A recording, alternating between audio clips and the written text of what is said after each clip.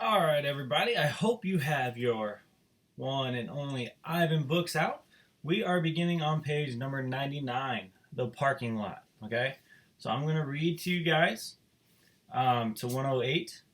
And then, like I said in the introduction video, if you need to go back and rewatch this video, or if you want to go back and read the pages for yourself, totally fine. Make sure you're working on those packets. All right? All right, so the parking lot. Mac and George are chatting while George cleans one of my windows. George, Mac said, frowning. There's something wrong with the parking lot. George sighs. I'll take a look as soon as I'm done with this window. What's the problem? There are cars in it. That's what's wrong. Cars, George. Mac breaks into a grin. I think things are actually starting to pick up a bit. It's got to be the billboard. People see that baby elephant and they just have to stop and spend their hard-earned cash. I hope so, George says. We sure could use the business. Mac's right. I have noticed more visitors coming since he and George added the picture of Ruby to the sign. People crowd around Ruby and Stella's domain, oohing and awing at the sight of such a tiny elephant. I gaze out at the huge sign that makes humans stop and spend their hard-earned cash. I have to admit that the picture of Ruby is rather cute, even if she doesn't look like a real elephant. I wonder if Mac could add a little red hat and curly tail to the picture of me. Maybe then more visitors would stop by my domain. I could use a few oohs and ahs myself. Ruby's story. Ivan, tell me another joke, please, Ruby begs after the 2 o'clock show. I think I may have run out of jokes, I admit. A story then, Ruby says. Aunt Stella's sleeping and there's nothing to do. I tap my chin. I'm trying hard to think. But when I gaze up at the food court skylight, I'm mesmerized by the elephant-colored clouds galloping past. Ruby taps her foot impatiently. I know! I'll tell you a story, she says. A real live true one. Good idea, I say. What's it about? It's about me. Ruby lowers her voice. It's about me and how I fell into a hole. A big hole. Humans dug it.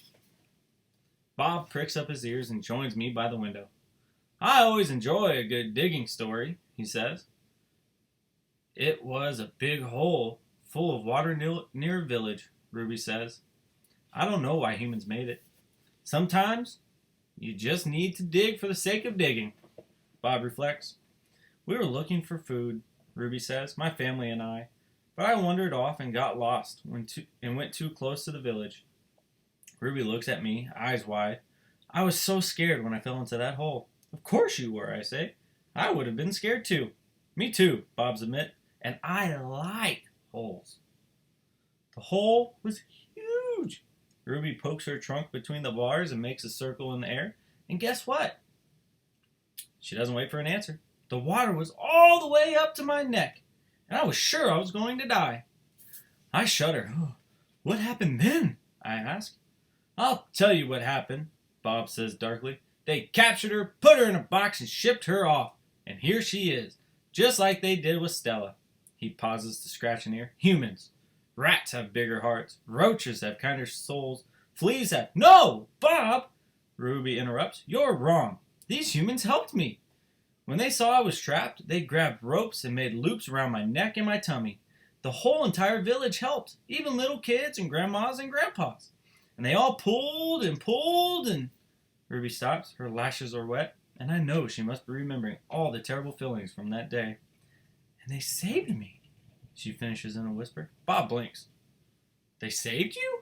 He repeats. When I was finally out, everyone cheered, Ruby says. And the children fed me fruit. And then all those humans led me back to my family. It took the whole day to find them. No way, Bob says, still doubtful. It's true, Ruby says. Every word. Of course it's true, I say. I've heard rescue stories like that before. It's Stella's voice. She sounds weary. Slowly she makes her way over to Ruby. Humans can surprise you sometimes.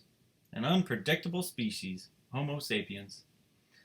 Bob still looks unconvinced. But Ruby's here now, he points out. If humans are so swell, who did that to her? I send Bob a grumpy look. Sometimes he doesn't know when to keep quiet. Ruby swallows, and I'm afraid she's going to cry. But when she speaks, her voice is strong. Bad humans killed my family, and bad humans sent me here. But that day, in the hole, it was humans who saved me. Ruby leans her head to Stella's shoulder. Those humans were good. Doesn't make any sense, Bob says. I just don't understand them. I never will. You're not alone, I say. I turn my gaze back to the racing gray clouds. A hit. Stella's foot hurts too much for her to do any hard tricks for the 2 o'clock show. Instead, Mac pulls her limping into the ring, where she tracks a circle in the sawdust. Ruby clings to her like a shadow. Ruby's eyes go wide when Snickers jumps on Stella's back, then leaps onto her head. At the 4 o'clock show, Stella still can only get as far as the entrance to the ring. Ruby refuses to leave her side. At the 7 o'clock show, Stella stays in her domain. When Mac comes for Ruby, Stella whispers something in her ear.